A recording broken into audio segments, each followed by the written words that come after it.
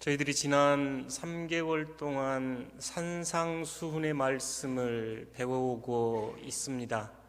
예수님께서는 갈릴리 호숫가 어느 아름다운 산 위에 올라가셔서 그곳에 모인 제자들과 무리들에게 하나님 나라와 복음의 비전을 선포하셨습니다. 성경에 산이 등장하면 하나님 영의 현존입니다. 그러니 산을 올랐던 사람들은 매우 겸손한 사람들이었습니다. 산상수훈의 전체를 말씀하신 예수님께서 오늘 복음을 통하여 결론을 맺습니다. 이 결론의 내용은 이 말씀을 듣고 행하십시오 하는 내용입니다. 마태복음 7장 24절에서 27절 말씀을 저희가 함께 봉독하겠습니다. 그러므로 누구든지 나의 이 말을 듣고 행하는 자는 그 집을 반석 위에 지은 지혜로운 사람 같으리니 비가 내리고 창수가 나고 바람이 불어 그 집에 부딪히되 무너지지 아니하나니 이는 주추를 반석에 놓은 까닭이요 나의 이 말을 듣고 행하지 아니하는 자는 그 집을 모래 위에 집은 어리석은 사람 같으리니 비가 내리고 창수가 나고 바람이 불어 그 집에 부딪힘에 무너져 그 무너짐이 심하니라. 아멘. 예수님이 말씀하신 이 지혜로운 자, 어리석은 자, 반석 위에 집을 짓는 자, 모래 위에 집을 짓는 자, 이 이야기는 매우 선명합니다.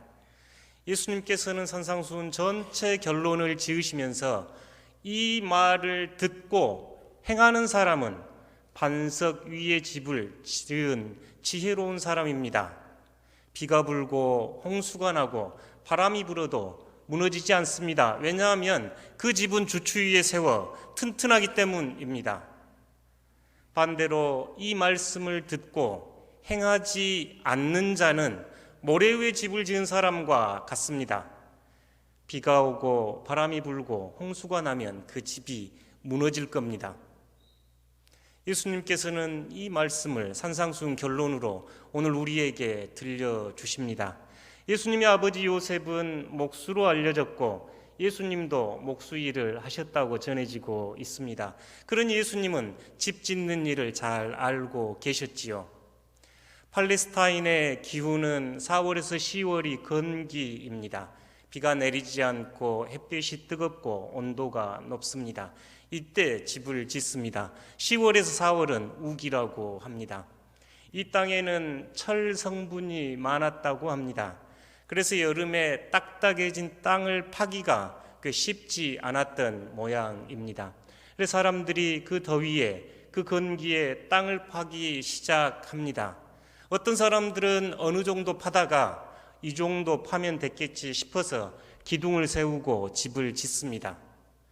그런데 우기가 되면 비가 내리고 홍수가 나고 바람이 불 때면 이 땅의 물이 점점 스며들어 땅이 물렁물렁해지고 기둥들이 흔들리고 집이 뒤틀려서 마침내 집이 무너지는 모양입니다. 예수님은 이 모습들을 이 무리들과 제자들과 함께 나누고 계십니다. 예수님께서 하신 첫 말씀에 다시 한번 주목해 보십시오. 그러므로 여러분, 이 말을 듣고 행하는 사람은 지혜로운 사람입니다. 오늘 이 말을 듣고 행하는 사람, 이곳에 주목하여 우리의 신앙의 근본적인 질문들을 여러분과 나눠보고 싶습니다. 예수님께서 이렇게 말씀하시는 이 말을 듣고는 어떤 내용인가요? 저희가 산상수훈 마태복음 5장에서 7장에 내려오는 말씀하신 주님의 말씀입니다. 가난한 자는 복이 있습니다라고 시작한 8복은 예수님의 초상화라고 이야기를 합니다. 빛과 소금은 예수님의 성품과 인격이 이 세상에 드러나는 이야기라고 합니다. 그리고 예수님은 율법을 6가지를 재해석하십니다. 뿐만 아니라 예수님은 원수까지도 사랑하라 하시며 들의 꽃과 하늘의 새를 돌보시는 아낌없이 사랑하시는 하나님 이야기를 들려주십니다. 뿐만 아니라 예수님은 우리들이 종교 생활과 일상생활을 어떻게 해야 할 것인지 구제, 기도, 금식 이야기를 들려주면서 우리의 중심이 하나님을 모시고 살아야 합니다라고 가르쳐 주셨습니다. 산상수훈 전체 그림을 놓고 보면 한 중앙에는 주의 기도가 놓여 있습니다. 주님의 기도의 핵심에는 나의 뜻, 나의 영광, 나의 욕심이 아닌 하나님의 뜻, 하나님의 영광, 하나님을 위하여 살라는, 그렇게 기도하라는 예수님의 초대가 들어 있습니다. 일상의 삶 안에서도 다른 이들을 판단하지 마십시오. 여러분 눈에 들보를 빼내십시오. 좁은 길, 좁은 문으로 가셔야 생명이 있습니다. 주님께서는 이 말씀을 하셨습니다.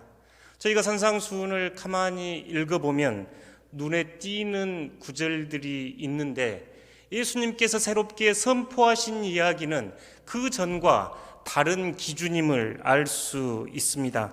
성경 몇 구절을 보겠습니다. 마태복음 5장 21절 보시면 옛사람에게 말한 바, 27절 보시면 너희가 들었으나, 이 33절 보시면 옛사람에게 말한 바, 5장 38절 보시면 너희가 들었거니와.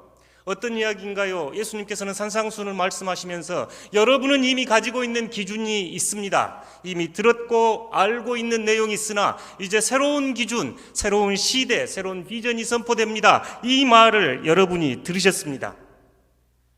산상수훈은 옛 이야기가 아닙니다. 새롭게 선포되는 하나님 나라의 꿈, 하나님 나라의 비전, 새로운 하나님 이해, 새로운 인간 이해가 이 속에 버물려져 있습니다. 그러니 오늘 예수님께서 너희가 이 말을 듣고 행함은, 이 말씀 안에는 이제 여러분 이 말씀 안에서 새로운 삶을 시작하십시오. 새롭게 하나님을 이해하시고 새롭게 인간관계를 맺으십시오 하고 초대하고 있습니다. 우리로 하여금 이 말씀을 듣고 근본적으로 변화하라고 촉구하고 있습니다. 이 말씀을 듣고 행하는 자는 지혜로운 건축가와 같습니다. 예수님께서 이 말씀을 들려주고 계십니다. 이 말을 듣고 행하지 않는 자는 어리석은 건축가와 같습니다. 산상수훈을 읽고 큰 감동을 받은 이가 간디이지요. 간디는 그의 사상의 핵심을 이 산상수훈에서 가져왔다고 고백합니다. 그 당시 그가 인도 독립운동을 하면서 인도의 총리였던 어원경에게 했던 이야기는 지금도 회자됩니다. 당신과 우리가 산상수훈의 이 가르침을 따라 산다면 영국과 인도의 문제는 해결할 수 있을 뿐만 아니라 전 세계의 문제를 해결할 수 있을 겁니다. 여러분 크리스천이니 산상수훈을 사신다면 우리가 직면한 문제들 해결할 수 있을 겁니다 라고 이야기했다고 전해집니다.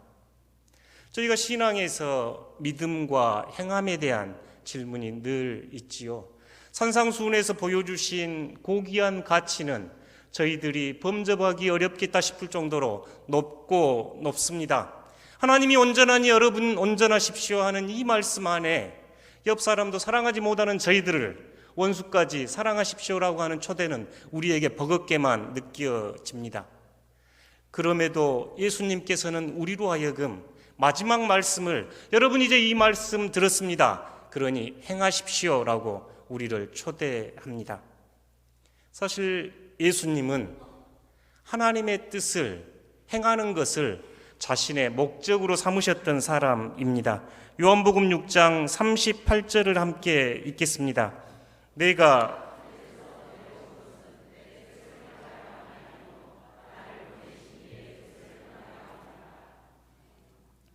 예수님께서는 스스로 육신을 입어 이 땅에 오신 이유를 하나님의 뜻, 아버지의 뜻을 행하기 위함이라고 말씀하셨습니다. 산상수훈을 조금만 되돌려 생각해 보십시오. 그 당시 바리새인들, 서기관, 종교 지도자들이 금식하고 구제하고 기도하는 일들이 일상이었습니다. 그런데 그들의 중심에 하나님의 뜻이 있지 않고 자신의 뜻이 있었고, 하나님의 의가 아닌 자신들의 의를 드러내려고 했고, 하나님의 영광이 아닌 자신의 영광을 추구했기에 예수님은 그들을 향해서 위선자라고 말씀하셨습니다. 산상수훈의 높은 가치와 우리의 응답을 생각해 보면서 저게 떠오르는 단어가 조율이라는 단어였습니다. 저희가 악기를 조율하다, 서로 의견을 조율하다 이럴 때 쓰는 말씀이지요. 예수님께서는 우리의 행함에 필요할 때 가장 중요한 것은 외적으로 드러난 어떤 행위가 아니고 내면이 하나님의 뜻에 조율되어 있는가, 이것을 산상수훈을 통해서 묻고 있다고 보여집니다. 저희가 아무리 좋은 바이올린, 아무리 좋은 비올라를 들고 연주를 할지라도 조율되어 있지 않으면 그 소리는 우리에게 소음에 불과하지요. 아무리 훌륭한 피아니스트가 피아노로 연주할지라도 피아노가 제음을 내며 조율되어 있지 않으면 소음에 불과합니다. 우리 할아버지들은 이 조율이라고 하는 글자를 해현경장이라고 한문 사자성어로 쓰곤 했습니다. 사실 지금도 정치가들이나 사업가들이 연초가 되면 인용하곤 합니다. 검은고나 이 현악기들이 줄이 느슨하게 풀리지요. 그래서 새롭게 감고 새로 맞추는 것이 조율입니다. 가만히 돌이켜보면 산상수훈을 한 구절 한 구절 읽어오면 예수님께서는 끊임없이 우리를 향하여 하나님의 뜻에, 하나님의 나라에 여러분 조율하십시오 하면서 예수님은 삶으로 본이 되어 주셨습니다. 하나님의 나라와 일상의 나라, 세상의 나라를 살아갈 때 여러분 우리의 뜻이 아닌 하나님의 뜻에 조율하시고 그 나라를 살아가십시오 하는 것이 산상수훈의 예수님의 가르침입니다. 가수 한영희 씨가 부른 조율이라는 가사가 이 말씀을 준비하면서 저에게 여러 번 떠올랐습니다. 가사를 보면 이렇습니다. 알고 있지 꽃들은 따뜻한 5월이면 꽃을 피워야 한다는 것을. 예수님께서 들의 백합 한 송이를 보십시오. 얼마나 아름답습니까? 스스로 꾸며 입지 않아도 이렇게 아름답습니다 하는 이야기가 들립니다. 알고 있지 철새들은 가을 하늘 때가 되면 날아가야 한다는 것을. 저희 순천만 해도 가을 겨울이 되면 철새들이 날아들지요. 예수님께서는 저 하늘을 나는 새들, 먹을 것 염려하지 않고 입을 것 염려하지 않아도 하나님께서 돌보아 주시는 새들이라고 이야기했지요. 이 가수는 노래합니다. 문제, 무엇이 문제인가? 가는 곳 모르면서 그저 달리고만 있었던 거야. 지고지순했던 우리네 마음이 언제부터 진실을 예면해 왔는지. 새들도 알고 꽃도 알아서 피는데 왜 우리는 언제부터 진실을 외면하고 우리는 왜 어디로 가는지도 모르고 이렇게 휩쓸려 살아가고 있습니까? 성경은 하나님의 형상을 잃어버린 우리 죄인들의 모습을 이렇게 묘사하고 있지요. 자기 욕망에 따라, 자기 욕심에 따라, 자기 의를 위하여 추구하는 우리 모습 아닌가 싶습니다. 잠자는 하늘님이여 이제 그만 일어나요.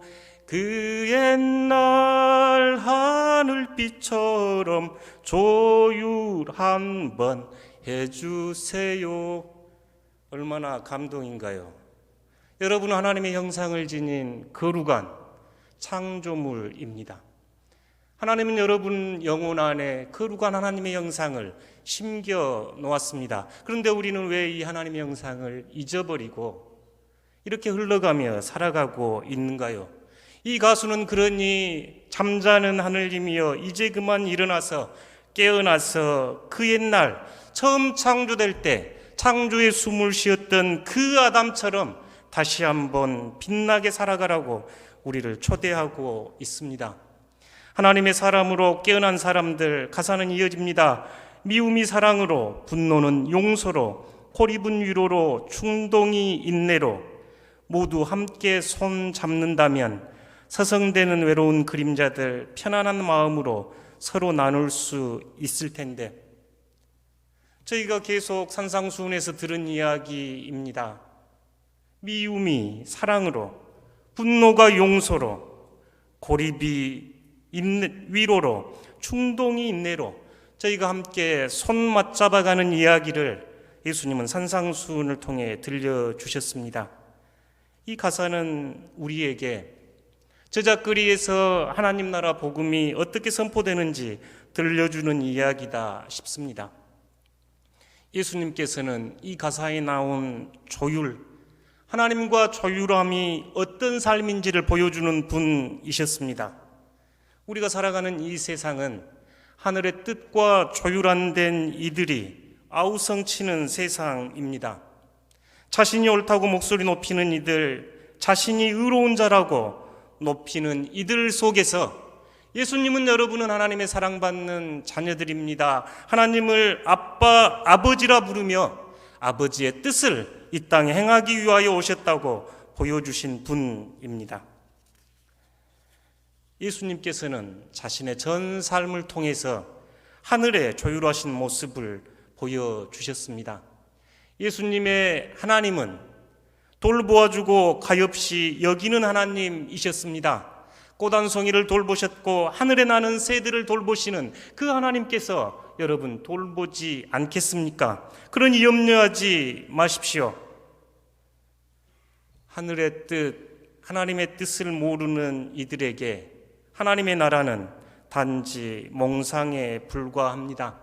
신앙은 죽어서 갈 천당으로 전락시킵니다. 하나님의 뜻은 현실의 논리, 돈의 논리, 힘의 논리 앞에서 침묵을 강요합니다. 조율 안 된 악기가 소음이듯 하나님의 뜻과 조율 안 된 이들의 눈먼 아우성이 교회와 사회, 가정에 큰 고통을 던져줍니다. 우리 덕신 공동체는, 여러분은 오늘 하나님의 뜻에 조율하라고 초대받은 사람들입니다. 예수님이 기준입니다. 여러분은 예수님을 구주로 영접하셨으면서 왜 제자로 살아가려 하지 않습니까? 예수님을 스승이라 고백하면서 왜 그분을 닮지 않습니까? 왜 그분을 든든히 붙잡지 않습니까? 왜 예수님의 정신으로 거듭나지 않습니까? 그분의 모든 것을 배워야 합니다. 그분과 더 친밀해져야 하고 그분을 더 사랑하고 그분을 따라야 합니다. 그분이 어떻게 음식을 드시는지, 그분이 어떻게 기도를 하시는지, 그분이 피조물과 꽃과 새들을 어떻게 바라보셨는지, 홀로 계실 때는 무엇을 하셨는지 예수님을 닮기 위하여 그분을 바라보셔야 합니다. 나의 체면, 나의 경험, 나의 의견, 정죄하는 마음을 버려야 합니다. 갈릴리 제자들이 그들의 그물과 배를 버려두고 예수님을 따랐듯이 우리 또한 우리가 가진 것 버려두고 예수님을 따라야 합니다. 산상수훈은 높고 고귀한 가치입니다. 유일한 주석은 예수님의 삶이며 산상수훈은 예수님의 삶을 통해서 드러났습니다. 사랑하는 성도 여러분, 여러분은 이 말씀을 듣고 행하는 지혜로운 자가 되셔야 합니다. 이 말씀은 성경 전편에 흐르고 있습니다. 디모데후서 3장과 야고보서 말씀을 잠깐 살펴보겠습니다. 함께 읽겠습니다. 모든 성경은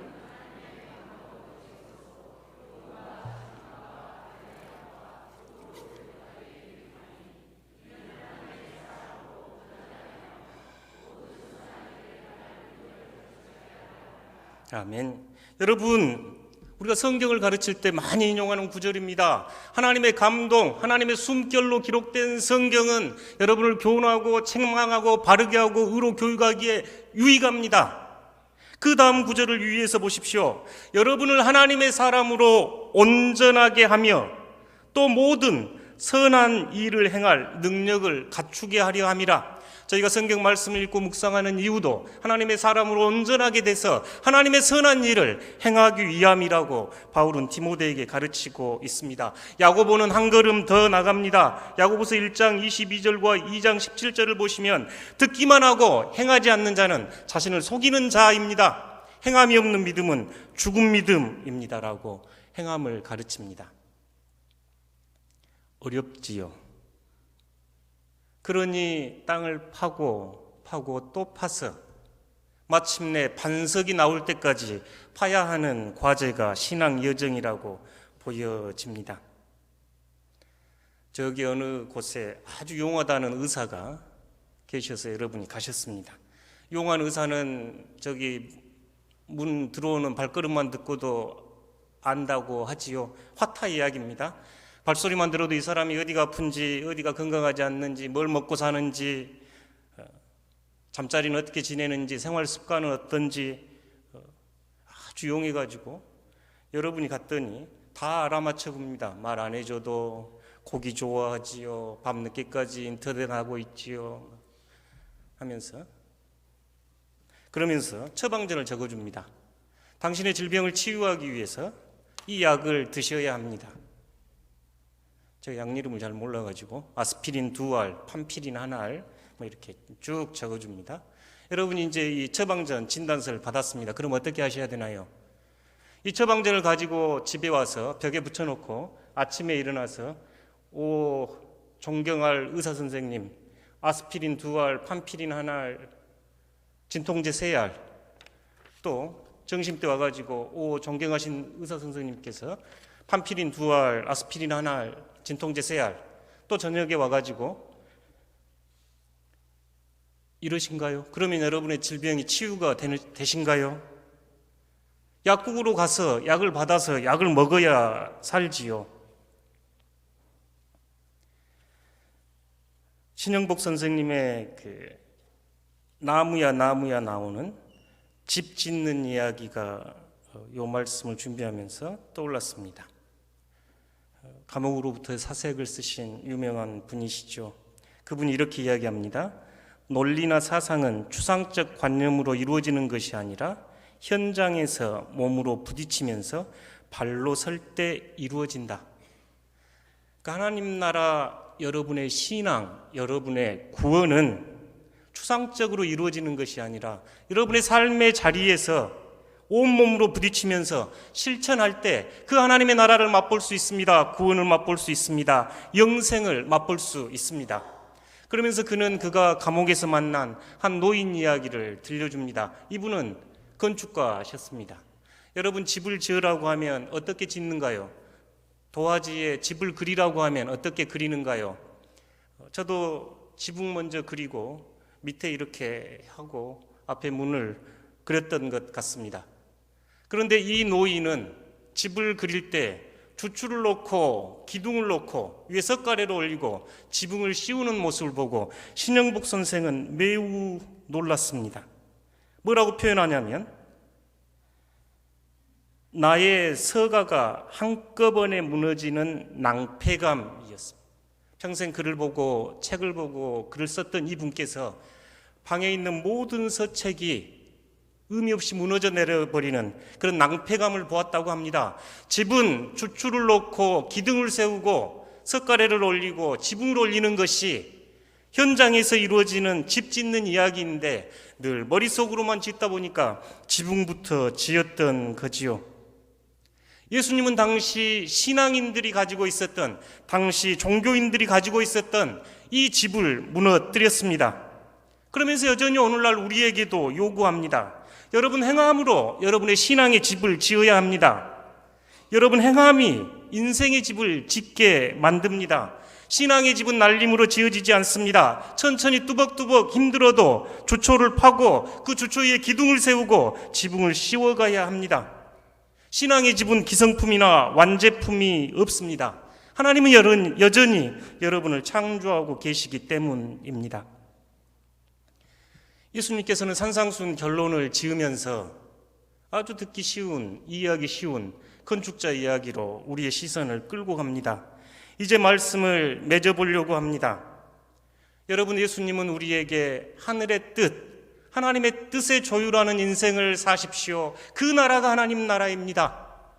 새로운 인간으로 태어나서 새롭게 사셔야 합니다 하고 요청하고 있습니다. 그 사람이 지혜로운 사람입니다. 그렇다면 어떻게 우리가 하나님의 뜻에 조율하고 살아갈 수 있습니까? 어떻게 하면 우리가 하나님의 나라를 살아갈 수 있습니까? 어떻게 하면 이 말을 듣고 행하는 삶인가요? 일상에서 우리는 어떻게 신앙의 삶을 살아가야 합니까? 권정생 선생님 이야기로 말씀을 맺어보려고 합니다. 권정생 선생님은 아동문학가이지요. 강아지똥, 몽실언니 등 아이들이 읽기 좋은 글들을 많이 쓰신 분입니다. 일찍 그는 건강이 좋지 않았고 안동에 있는 일찍교회 종지기로 여러 해 지내셨습니다. 그리고 마침내는 6평짜리 저 흙집을 짓고 단순하고 검소하게 사셨던 분입니다. 어떤 상을 받으러 갈 때 이 옷 한 벌이 없어서 옆집에서 빌려 입고 가신 분이 권정생 선생님이셨죠. 그러면서도 그분이 돌아가셨을 때는 수많은 인쇄가 있어서 그걸 북한 아이들에게 기부하셨던 분입니다. 이분의 글에 이런 내용이 있습니다. 2003년 3월 미국이 이라크를 침공하기로 결정을 했습니다. 그리고 연일 매스컴은 많은 폭탄과 폭격이 이라크를 뒤덮고 많은 이들이 죽어가는 이야기가 전해졌습니다. 이 소식을 들은 권정생 선생님은 맥박이 120번까지 뛰어오르고 고열이 40도를 오르내리는 고통을 겪으며 그 밤들을 지새웠다고 합니다. 하나님의 아픔을, 하나님의 고통을 그는 온몸으로 느끼면서 그 이라크에 죽어가는 이들을 위해서 기도했습니다. 6평 작은 시골집 안에 있는 한 노인이 온몸으로 생명을 죽음으로 내몰고 있는 광기를 껴안고 아파하고 있었습니다. 이 전쟁이 선포되는 날 미국 증권과 월스트리트에서는 환호성이 터져 나왔습니다. 전쟁 특수 군수 사업체 주가가 급등했기 때문입니다. 여러분, 어느 것이 하나님의 뜻인가요? 여러분, 어떻게 사시겠습니까? 권정생 선생님만 그런 것이 아니었습니다. 저희 교회 한 성도를 방문했더니 들려주신 이야기입니다. 항공기를 만드신 분입니다. 신앙을 받아들이고 그리스도를 영접한 후에 전투기를 만들 수 없어서 사람의 생명을 구하는 헬리콥터를 만들기 위해 삶의 방향을 바꿨다고 들려주셨습니다. 예수 그리스도를 영접하고 하나님의 나라를 살아가는 모습들이 이런 모습들입니다. 삶에서 하나님의 뜻을 구하며 하나님의 뜻을 구했던 예수님께 조율해 가는 것이 우리의 신앙입니다. 여러분은 바리새인과 서기관 제사장들보다 더 의로우셔야 합니다. 하나님의 긍휼과 사랑을 더 드러내셔야 합니다. 원수를 박해하는 이들을 사랑해야 합니다. 신앙의 위선을 피하고 재물이 아닌 하나님을 선택하셔야 합니다. 이 세상의 통치가 아닌 하나님의 통치 안에서 살아가셔야 합니다. 그러니 이제 결단하십시오. 지혜로운 인생을 살고 싶은가요? 그렇다면 주님의 말씀을 듣고 행하십시오. 어리석은 인생을 살고 싶으신가요? 주님의 말씀은 듣되 행하지 마십시오. 함께 기도하겠습니다.